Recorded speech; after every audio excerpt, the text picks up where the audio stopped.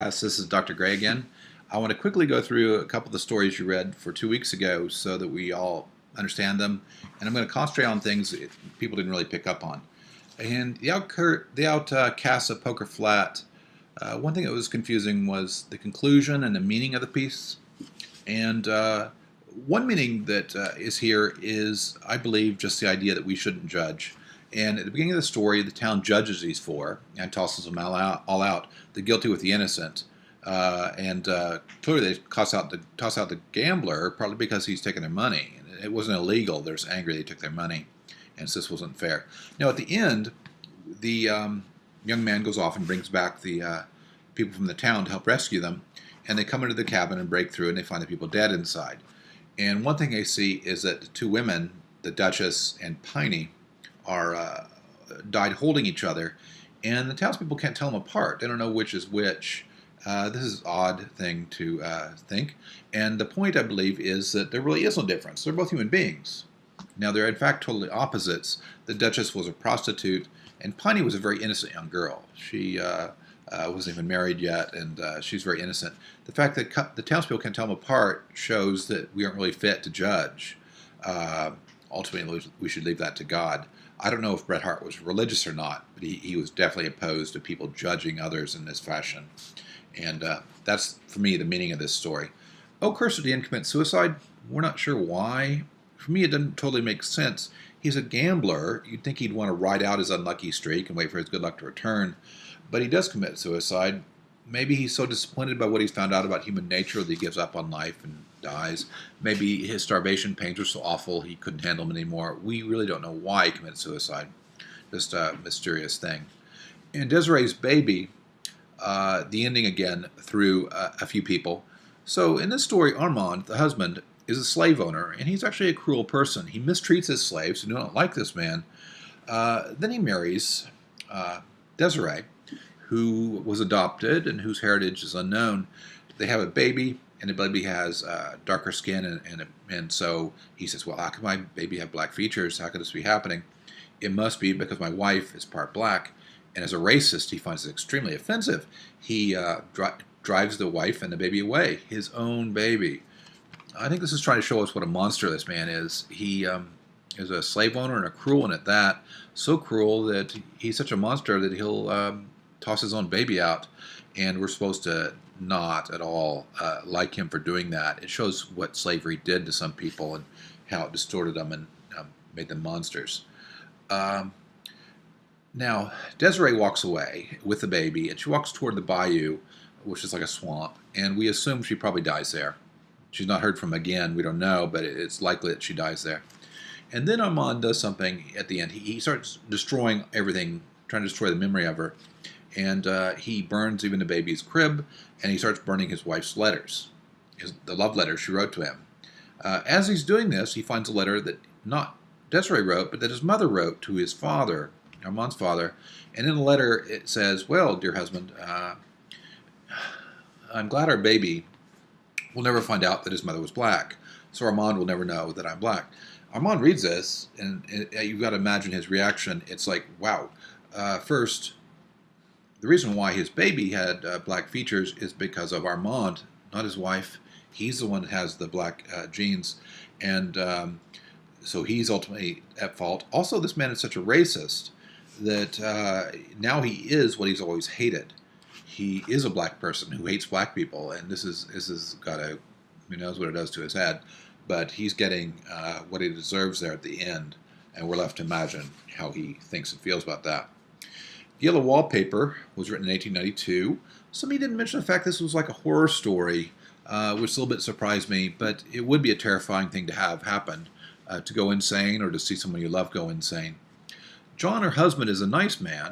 He doesn't mean to cause any damage to his wife. He wants to help her, but unintentionally he does hurt her very badly, drives her to psychosis. And the idea is he wants her to do nothing all day. And this drives her insane because there's nothing to do, nothing to think about. And so she obsesses about things like the wallpaper, and she goes full-blown insane. Some of you pointed out that the wife has postpartum depression. This is a really insightful point. She's just had a baby, and this makes her depressed. Now we understand postpartum depression. This is a weird thing that happens sometimes. Back then, they did not know this at all. It was just a big mystery to them. Mystery in how to treat mentally ill people, too. And so his treatment is just told to do nothing. Some of you also point out what a strong feminist story this is. That's absolutely true. Very feminist story. One small thing that you noticed is the sister. The sister's name is Jenny, and she acts as her housekeeper. She has no authority. She does demeaning work while the husband, rules the roost. And this is a feminist concept. The man in this story, the husband anyway, he's very condescending to his wife and treats her like she's a child.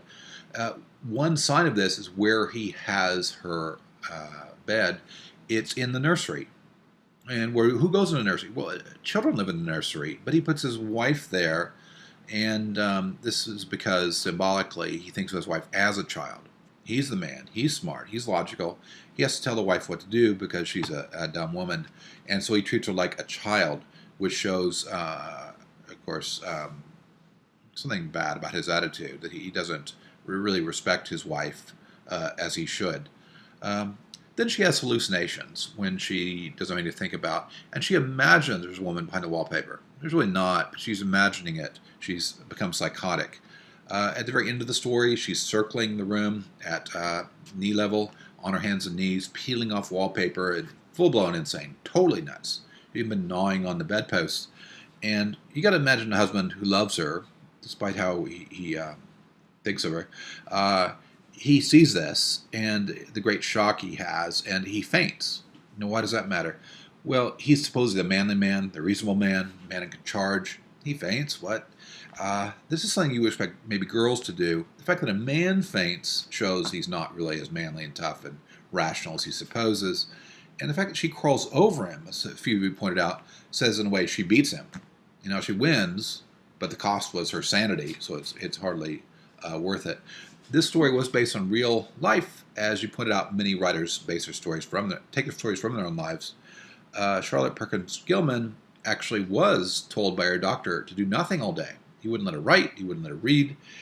And so she tried to do it, but she didn't actually go psychotic, didn't have hallucinations, but she felt it was driving her insane.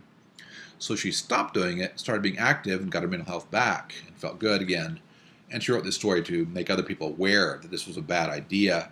She actually sent a copy to her doctor, and the doctor apparently never replied to her. We don't know if he read the story or not, but he kept treating patients in the same way for 20 years. So a very arrogant doctor there. The final story I want to discuss is The Open Boat by Stephen Crane. Stephen Crane died young of tuberculosis at age 28. He also wrote another great book called The Red Badge of Courage about the Civil War. Some of you might have read that one. This story came out in 1897.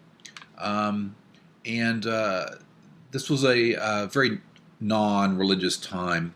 And at this time, many people were losing their faith in God for multiple reasons. Increase of science, Charles Darwin and the theory of evolution, big changes in society.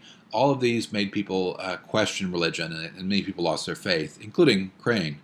And this story shows that people trying to understand the world, find meaning in the world, and not finding it because they don't believe in God. Now, this had really happened to Crane. He was on a boat that sunk, and he went off in a lifeboat for 30 hours with 3 other people, and the oiler on the boat drowned, just as in the story. So he's retelling the story of what happened to him, but of course adding more description and adding his take on the meaning of what happened. This is a good example of a realistic story. It's very realistic in that nothing impossible happens. There aren't unicorns, there aren't really unlikely things happening. This is the way real life would go in a situation. And this was a style of writing that became popular and that Stephen Crane was a master of, called realism. He's also well known for his imagery. Imagery means descriptions, the way he describes things. And I know this was a long story, a slow-moving story. I feel like somebody probably skimmed it. I hope not, but it's a great story. And once you get into it, it's really involving. I love this story and love reading this story. I usually like action because it is so involving. You feel like you've been on that boat. You've had this experience after you've read this story because of the great descriptions. There's a lot of irony in the story. For example, the man who dies at the very end is the oiler.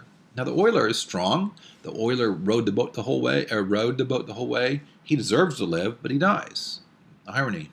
On the other hand, the cook lazy, joking cook. He lives because he happens to catch on to an oar. This isn't fair either. This is ironic as well. So a lot of irony in this story. The overall meaning of the story. What is the meaning of the story? What is it saying? Well, this is a man versus nature story. And in the story, they at first think nature's hostile. Oh, nature's out to get us. Nature's out to sink us. Whoa, no. And notice they're talking about nature, not God exactly here. As I said, it's not a religious time. And they think nature's out to get them. And they realize, no, not really. It's not out to get us. It just doesn't care. And that's even worse, the idea that nature could be indifferent. And that's hard to take. But I think if you don't believe in God, ultimately there is no meaning. And that's what the people in this story discover, that there's no meaning to anything. And this is a horrifying thought to have. And that's what Crane is trying to say here, that it may be harsh, but he feels it's the truth that he's trying to convey, that there is no real meaning in nature to find there. It's just indifferent to us. And that's hard to take, but that's what the meaning of this piece is. Okay, well, thank you. I hope you're enjoying these stories. I wish we could meet in person. It'd be great. But I enjoy these stories. You're doing a great job as a class. Thank you.